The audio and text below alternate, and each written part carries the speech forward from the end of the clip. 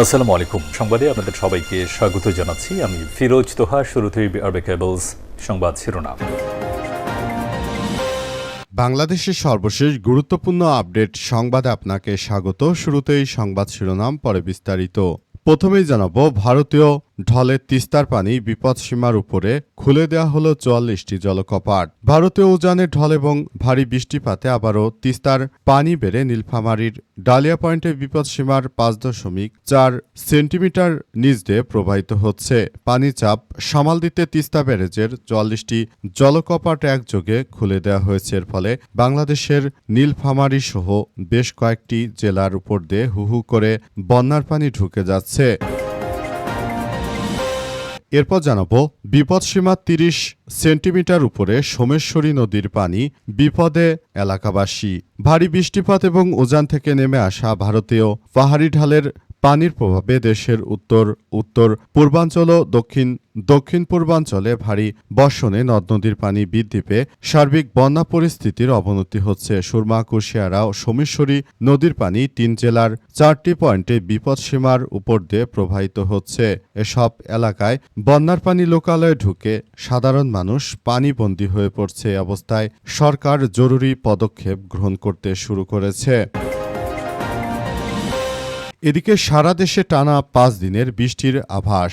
আবারও নতুন আবহাওয়ার পূর্বাভাস দিয়েছে আবহাওয়া অধিদপ্তর। জানা গেছে, সারা দেশে আগামী টানা ৫ দিন বৃষ্টিপাত হতে পারে। সেজন্য সবাইকে এখন থেকেই সতর্কতামূলক কার্যক্রম চালিয়ে যেতে হবে, যাতে করে এই বর্ষার পানিতে কোনো বড় ধরনের ক্ষতির সম্মুখীন হতে না হয়। এবারে জানাবো, জুলাইবিরদের ভিলেন হিসেবে উপস্থাপন করার চেষ্টা করছে পালিয়ে যা স্বৈরাচারী শাসন থেকে অর্জিত জুলাই বিপ্লবের সাফল্যকে মিলান করার ষড়যন্ত্র চলছে বলে মন্তব্য করেছেন ঢাকা বিশ্ববিদ্যালয় কেন্দ্রীয় ছাত্র সংসদ ডাকসু ভিপি সাদিক কায়েম। তিনি স্পষ্ট করে বলেছেন যে গত ১.৫ দশকের অন্যায়, অবিচার ও গুম খুনের স্মৃতি মুছে ফেলার সুযোগ নেই। জানাবো, রিজেন্টের সেই শাহেদ ফের গ্রেপ্তার। করোনা ভাইরাস মহামারীর সময় ভুয়া করোনা পরীক্ষার প্রতিবেদন এবং নানা প্রতারণার অভিযোগে আলোচিত রিজেন্ট হাসপাতালের চেয়ারম্যান মোহাম্মদ শাহেদকে আবারও গ্রেপ্তার করেছে পুলিশ। আজ রাজধানীর মিরপুরের ইসিবি চত্বর এলাকা থেকে তাকে আটক করা হয়। এবং সর্বশেষ জানাবো, বিশ্বকাপ ফাইনাল দেখে বাড়ি ফেরার পর স্ত্রীর সঙ্গে কথা কাটাকাটি, যুবকের আত্মহত্যা। নোয়াখালীর সেনবাগ উপজেলায় বিশ্বকাপ ফুটবলের ফাইনাল খেলা দেখে বাড়ি ফেরার পর তার স্ত্রীর সঙ্গে খেলা দেখা নিয়ে কথা কাটাকাটিতে রায়হান ২৬ নামের এক যুবক আত্মহত্যা করেছেন বলে জানিয়েছে পুলিশ। ২ নম্বর কেশারপাড় ইউনিয়নের কেশারপাড় গ্রামে মাইজ্জামিয়ার বাড়িতে এই ঘটনা ঘটে। নিহত রায়হান ও এলাকার আব্দুর বারিকের ছেলে। স্থানীয় বাসিন্দা। পুলিশ সূত্র থেকে জানা গেছে, গভীর রাতে এলাকার অন্যদের সঙ্গে বিশ্বকাপ ফুটবল ফাইনাল খেলা দেখেন রায়হান। খেলা শেষে বাড়ি ফেরার পর কোনো একটি বিষয়ে খেলা নিয়ে স্ত্রীর সঙ্গে কথা কাটাকাটি এবং মনোমালিন্য হয়। পরে তিনি নিজ ঘরেই গলায় ফাঁস দিয়ে আত্মহত্যা করেন বলে প্রাথমিকভাবে জানা গেছে। প্রিয় দর্শক, এতক্ষণ শুনছিলেন সংবাদ শিরোনাম, এবারে বিস্তারিত। তবে তার আগে বন্ধুরা, অনুরোধ থাকবে এই সংবাদটিতে একটি লাইক দিন। এই চ্যানেলে আপনি নতুন হয়ে থাকলে আমাদের সংবাদটি দেখতে দেখতে চ্যানেলটি সাবস্ক্রাইব করে রাখুন। কমেন্ট করে বন্ধুরা আপনার মূল্যবান মতামত জানিয়ে দিন আপনি বিশ্বের কোন দেশ থেকে বা বাংলাদেশের কোন স্থান থেকে আমাদের সংবাদটি দেখছেন এবং শুনছেন। আর বন্ধুরা, সংবাদটি আপনার সোশ্যাল মিডিয়া ফেসবুকে শেয়ার করে বন্ধুদেরও দেখার সুযোগ করে দিন। গাজা যুদ্ধে আপনি যদি নিরীহ ফিলিস্তিনিদের ভালোবেসে থাকেন বন্ধুরা, কমেন্টে ইয়েস লিখে পুরো বিশ্ববাসীকে আমাদের এই তাজা আপডেটটি দেখার সুযোগ করে দিন। এবারে বিস্তারিত। ভারতীয় ঢলে তিস্তার পানি বিপদসীমার উপরে খুলে দেওয়া হলো ৪৪টি জলকপাট। ভারতীয় উজানের ঢল এবং ভারী বৃষ্টিপাতে আবারও তিস্তা নদীর পানি বেড়ে নীলফামারীর ডালিয়া পয়েন্টে বিপদসীমার ৫ সেন্টিমিটার নিচ দিয়ে প্রবাহিত হচ্ছে। পানির চাপ সামাল দিতে তিস্তা ব্যারেজে ৪৪টি জলকপাট খুলে দেওয়া হয়েছে।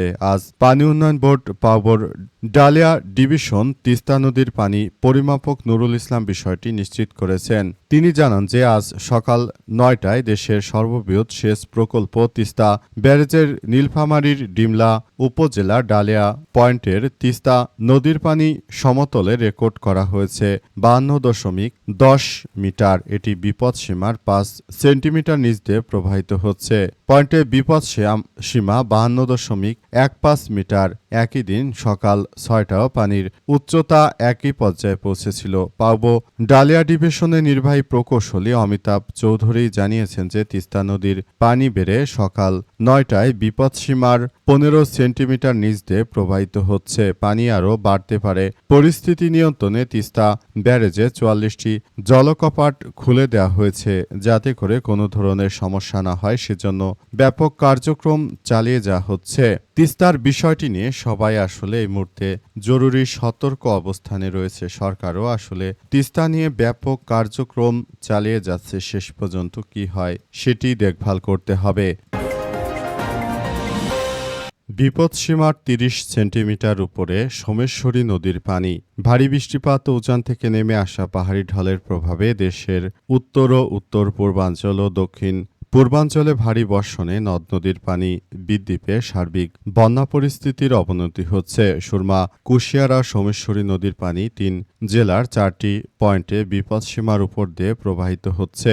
বাংলাদেশ পানি উন্নয়ন বোর্ড পাউবোর বন্যা পূর্বাভাস ও সতর্কীকরণ কেন্দ্রে আজ 9টা তথ্য অনুযায়ী সুরমা নদীর ছাতক পয়েন্টের পানি বিপদসীমার 8.86 মিটার, যা বিপদসীমার 16 সেন্টিমিটার উপরে। একই নদীর সুনামগঞ্জের মারকুলি পয়েন্টে পানির উচ্চতা 7.08 মিটার, যা বিপদসীমার 3 সেন্টিমিটার বেশি উপর দিয়ে প্রবাহিত হচ্ছে। এছাড়াও সিলেটের কুশিয়ারা নদীর ফেঞ্চুগঞ্জ স্টেশন পানির উচ্চতা 9.75 মিটার, যা বিপদসীমা 30 সেন্টিমিটার উপর দিয়ে প্রবাহিত হচ্ছে। নেত্রকোনা সোমেশ্বরী নদীর কলমাকান্দা পয়েন্টের পানি বিপদসীমার 6.70 মিটার বা বিপদসীমার 15 সেন্টিমিটার উপর দিয়ে প্রবাহিত হচ্ছে। অবস্থায় বাংলাদেশে নতুন করে আবারও ভয়াবহ বন্যা পরিস্থিতির সৃষ্টি হতে পারে। অবস্থায় শেষ পর্যন্ত কি হতে চলেছে সেটি এখন পর্যন্ত বোঝা যাচ্ছে না। পরিস্থিতি খুবই থমথমে অবস্থা বিরাজ করছে। সারা দেশে টানা 5 দিন বৃষ্টির আভাস। দেশের উত্তরাঞ্চলে মৌসুমী বায়ু সক্রিয় থাকার কারণে আগামী 5 দিন দেশের বিভিন্ন স্থানে বৃষ্টির প্রবণতা অব্যাহত থাকতে পারে। এ সময় কোথাও কোথাও মাঝারি ধরন থেকে ভারী থেকে অতি ভারী বৃষ্টিপাতের সম্ভাবনা রয়েছে বলে জানিয়েছে আবহাওয়া অধিদপ্তর। আজ আবহাওয়াবিদ ডক্টর মোহাম্মদ ওমর ফারুক স্বাক্ষরিত পূর্বাভাসে এই তথ্য জানানো হয়েছে। আবহাওয়া অফিস জানায় যে আগামী 24 ঘন্টার মধ্যে রাজশাহী, রংপুর, ঢাকা, ময়মনসিংহ, বরিশাল, চট্টগ্রাম ও সিলেট বিভাগের অধিকাংশ জায়গা এবং খুলনা বিভাগের অনেক জায়গা অস্থায়ীভাবে দমকা হাওয়াসহ হালকা থেকে মাঝারি ধরনের বৃষ্টিসহ বজ্রসহ বৃষ্টিপাত হতে পারে। সেই সঙ্গে সারা দেশের কোথাও কোথাও মাঝারি ধরন থেকে ভারী অতি ভারী বর্ষণ হতে পারে এবং সারা দেশে দিন এবং রাতের তাপমাত্রা সামান্য কমতে পারে।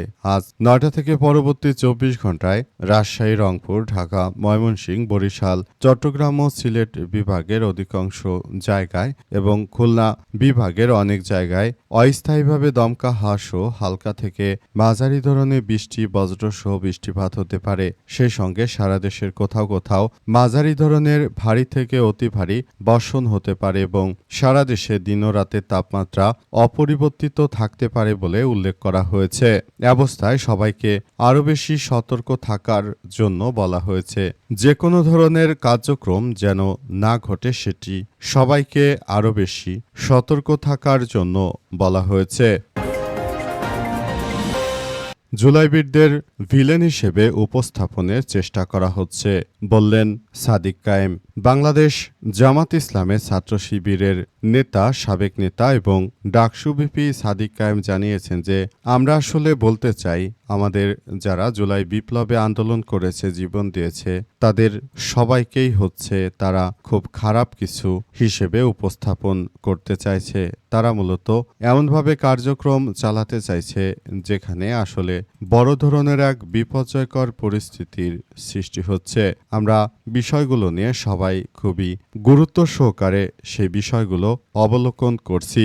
এই ঘটনায় আসলে অনেক বেশি সমর্থন চালিয়ে যাওয়ার ঘটনাগুলো ঘটছে এবং এটি সবার জন্য খুবই গুরুত্বপূর্ণ এক ঘটনা হিসেবে আবির্ভূত হচ্ছে। আসলে বর্তমানে যারা জুলাই বিপ্লবী রয়েছে, পালিয়ে যাওয়া স্বৈরাচারদের একটি অংশ, তারা দেশের ভিতর থেকে জুলাই আন্দোলনকে নানাভাবে তারা ট্যাগ দেওয়ার চেষ্টা চালিয়ে যাচ্ছে। জঙ্গি আন্দোলন ইত্যাদি কথা বলে তারা মূলত আমাদেরকে নানাভাবে হ্যারাসমেন্ট করার চেষ্টা চালিয়ে যাচ্ছে, কিন্তু তাদের এই কার্যক্রম আসলে কোনোভাবেই সফল হবে না বলে উল্লেখ করা হয়েছে।